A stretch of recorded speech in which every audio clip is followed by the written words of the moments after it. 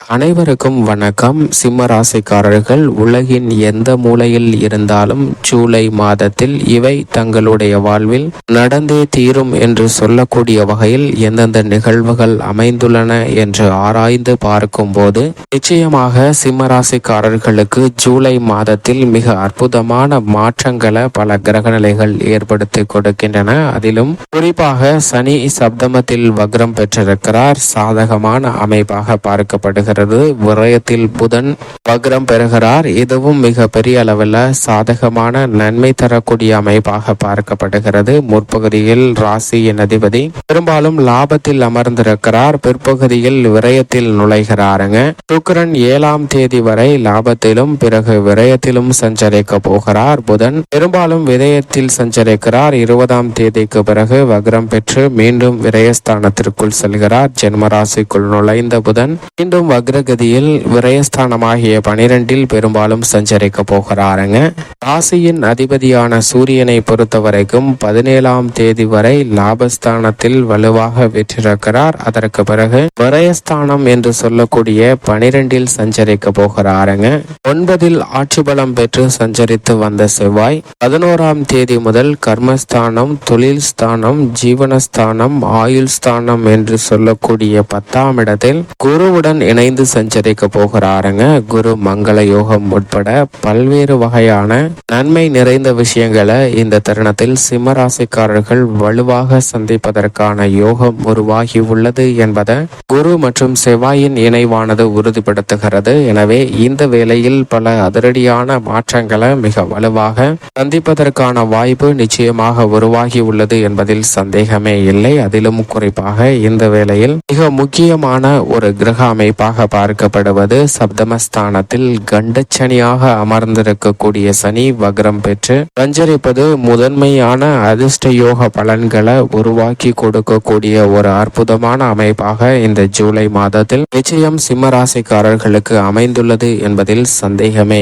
இல்லை. எனவே இந்த தருணத்தில் உடல்நல ஆரோக்கிய தொல்லைகள் வெகுவளவில் குறையும். அலைச்சலையும் கெடுபடியும் சந்தித்து வந்த உத்தியோக ரீதியான தொழில் ரீதியான பிரச்சனைகள் சுமூகமாக தீர்வு காணப்படுவதற்கான சூழல் மிகவும் வலுவாக இந்த தருணத்தில் உலகின் எந்த மூலையில் இருந்தாலும் சிம்மராசிக்காரர்களுக்கு நிச்சயம் கிடைக்கும். உத்தியோகத்தில் ஏற்படக்கூடிய மாறுதல் மிக பெரிய அளவில் எதிர்காலத்தை சிறப்பானதாக மாற்றிக்கொள்ளக்கூடிய வாய்ப்பை வலுவாக ஏற்படுத்தி கொடுக்க போகிறது. சிம்மராசிக்காரர்களுக்கு சக பணியாளர்கள் மேலதிகாரிகளால் ஏற்பட்ட தொல்லைகள் அடியோடு விலகக்கூடிய ஒரு தருணமாக பார்க்கப்படுகிறது. மிகவும் அற்புதமான தருணமாக அரசு வேலை வாய்ப்பிற்காக முயற்சி செய்யக்கூடிய சிம்மராசிக்காரர்களுக்கு வெற்றி நிச்சயமாக உண்டு. நிரந்தர வேலை வாய்ப்பை நோக்கி நகரக்கூடிய வகையில் பல அதிரடியான நன்மைகளும் மிக சிறப்பான வெற்றி வாய்ப்பும் இந்த தருணத்தில் வலுவாக கிடைக்கிறது. பொது வாழ்வில் இருப்பவர்களுக்கு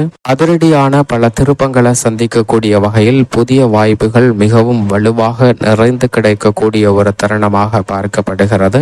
தொழில்துறை வியாபார துறையில் இந்த ஜூலை மாதத்தை மிகவும் சிறப்பாக சிம்மராசிக்காரர்கள் பயன்படுத்திக் கொள்ளலாம். பல தடைகள் நிச்சயமாக விலகும். ஏனென்றால் சனி வக்ரம் பெற்று சஞ்சரிக்கக்கூடிய இந்த வேளையில் இந்த மாதத்தின் முற்பகுதியில் லாபஸ்தானத்தில் 17ஆம் தேதி வரை ராசியின் அதிபதி வலுவாக சஞ்சரிக்கிறார். எனவே பெரும்பாலும் இந்த ஜூலை மாதத்தில் நற்பலன்களை நிறைந்து பெறக்கூடிய வாய்ப்பு மிகவும் அபரிவிதமாக கிடைக்கிறது என்பதில் சந்தேகமே இல்லை. பல்வேறு வகையான காரிய தடைகளை விளக்குவதோடு மட்டுமல்லாது வெற்றி வாய்ப்பை தக்க வைத்துக் கொள்வதற்கான யோகத்தை பல்வேறு விஷயங்கள்ல ராசியின் அதிபதியான சூரியன் உருவாக்கி கொடுக்கிறார் என்பது யதார்த்தமான உண்மையாக பார்க்கப்படுகிறது. அது மட்டுமல்லாது ராசிக்கு அதிநட்பு கிரகமாக இருக்கக்கூடிய வித்யாகாரகரான புதன் விரயத்தில் சஞ்சரிக்கிறாருங்க. பிற்பகுதியில் 20ஆம் தேதிக்கு பிறகு வக்ரம் பெறுகிறார். பின்னர் மீண்டும் விரயஸ்தானத்தில் வலுவாக வக்ரம் பெற்று சஞ்சரிக்கக்கூடிய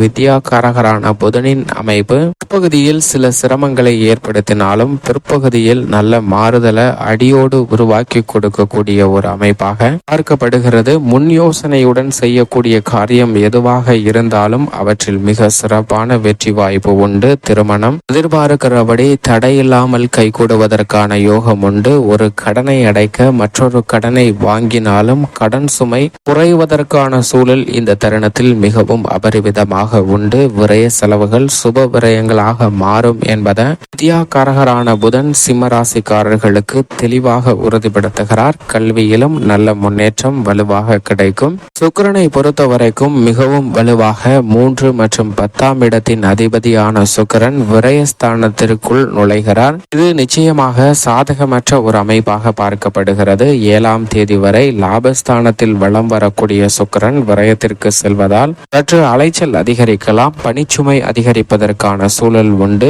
எந்த பணியையும் சிறப்பாக செய்து முடிக்கக்கூடிய வாய்ப்பு ஏற்படுவதில் சில சிரமம் ஏற்படுவதற்கான சூழல் உண்டு. அரசியல் சார்ந்த பணிகளில் சில நிர்பந்தங்களை அதிகமாக சந்திப்பதற்கான சூழல் ஏற்படுவதற்கான வாய்ப்பு உண்டு என்பதை தெளிவாகவும் துல்லியமாகவும் சுக்கிரன் உறுதிப்படுத்துகிறார். இந்த வேளையில் திட்டமிட்டு நிதானத்துடனும் பொறுமையுடனும் நடந்து கொண்டாலே பல்வேறு வகையான தடைகளை விலக்கி சிறப்பான முன்னேற்றத்தை அரசியல் சார்ந்த பணிகளிலும் நிச்சயமாக பெறுவதற்கான வாய்ப்பு உண்டு என்பதை சுக்கிரன் உறுதிப்படுத்துகிறாருங்க. ஆனால் அதே வேளையில் நிழல் கிரகமாக இருக்கக்கூடிய ராகு மற்றும் கேதுவின் அமைப்பு மிக பெரிய அளவுல சாதகமாக இல்லை. ராகு மிக வலுவாக அஷ்டமஸ்தானம் என்று சொல்லக்கூடிய 8ஆம் இடத்தில் வீற்றிருக்கிறார். மோட்சக்காரகரான கேது தனஸ்தானம் என்று சொல்லக்கூடிய 2இல் இருக்கிறாருங்க. 2 கிரக அமைப்புகளுமே சற்று சாதகமற்ற பலன்களை ஏற்படுத்தி கொடுப்பதால் எந்த பணியாக இருந்தாலும் அவசரம் காட்ட வேண்டாம். நிதானத்துடனும் பொறுமையுடனும் செயல்பட்டாலே மிக சிறப்பான மாறுதல் ஜூலை மாதத்தில் சிம்ம ராசிக்காரர்களுக்கு நிச்சயமாக கிடைக்கும். ஆனால் முழு சுபகிரகமாக இருக்கக்கூடிய குரு பகவானும் செவ்வாயும் இணைந்து கர்மஸ்தானத்தை வலுப்படுத்தக்கூடிய அற்புதமான தருணமாக இந்த ஜூலை மாதம் அமைய போகிறது. கர்மஸ்தானத்தில் வலுவாக வீற்றிருக்கக்கூடிய குரு குடும்ப ரீதியாக திருமணம், காதுகுத்து, வளகாப்பு, புதுமனை புகுதல் மற்றும் புத்திரபாக்கியம் உள்ளிட்ட பல எதிர்பார்ப்புகளை நிச்சயம் நிறைவேற்றி கொடுப்பாருங்க. அவருடன் இணையக்கூடிய மங்களக்காரகன் மங்கள நிகழ்வுகள் சிறப்பாக நடைபெற போகிறது என்பதை தெள்ள தெளிவாக உறுதிப்படுத்துகிறார். அது மட்டுமல்லாது இந்த வேளையில் 4 மற்றும் 9ஆம் இடத்தின் அதிபதியான செவ்வாய் 10ஆம் இடமாகிய கர்மஸ்தானத்தில் குருவுடன் இணைவதால் தொழில் ரீதியாக புதிய ஒப்பந்தங்கள் மேற்கொள்வதற்கான யோகம் உண்டு. உலகின் எந்த மூலையில் இருந்தாலும் தங்களது சொந்த கட்டிடத்தில் தொழிலை மாற்றுவதற்கான நல்ல வாய்ப்பு கிடைக்கிறது. உங்களுடைய சிறு முயற்சி கூட மிக பெரிய அளவுல வெற்றி பெறுவதற்கான யோகத்தை உருவாக்கி கொடுக்கிறது. கேட்ட இடத்தில் இருந்து சலுகை நிச்சயமாக கிடைக்கும். எதிர்பாராத வகையில குரு மற்றும் செவ்வாயின் இணைவு காரணமாக தற்போது இதற்கான வாய்ப்பு இல்லை என்று சொல்லப்பட்ட விஷயங்கள் கூட மிக சிறப்பாக அமைவதற்கான யோகம் வலுவாக உண்டு. எதிர்பார்க்கக்கூடிய பல நல்ல விஷயங்களை திருப்திகரமாக சந்திப்பதற்கான வாய்ப்பு வலுவாக பெண்மணிகளுக்கும் இந்த தருணத்தில் கிடைக்கிறது. சந்திரன் பெரும்பாலும் சாதகமாகவே வலம் வருகிறார். சந்திரன் அஷ்டமத்தில் சஞ்சரிக்கும் போது மட்டும் விழிப்புணர்வு தேவை. மற்ற தருணங்கள் மிக சிறப்பான முன்னேற்றத்தை ஏற்படுத்தி கொடுப்பாருங்க சிம்ம ராசிக்காரர்களுக்கு. மேலும் சாதகமாக இந்த ஜூலை மாதத்தை அமைத்துக் கொள்வதற்கு நிச்சயமாக சிம்ம ராசிக்காரர்கள் ஜூலை மாதத்தில் தினமும் மாலை வேளையில் அருகாமையில் உள்ள ஆலயம் சென்று தீபம் ஏற்றி வழிபாடு செய்யுங்கள். தங்களுடைய வாழ்வில் ஏற்படக்கூடிய பல தடைகள் விலகி மகிழ்ச்சியும் முன்னேற்றமும் சுபிட்சமும் நிச்சயம் நிறைந்து கிடைக்கும்.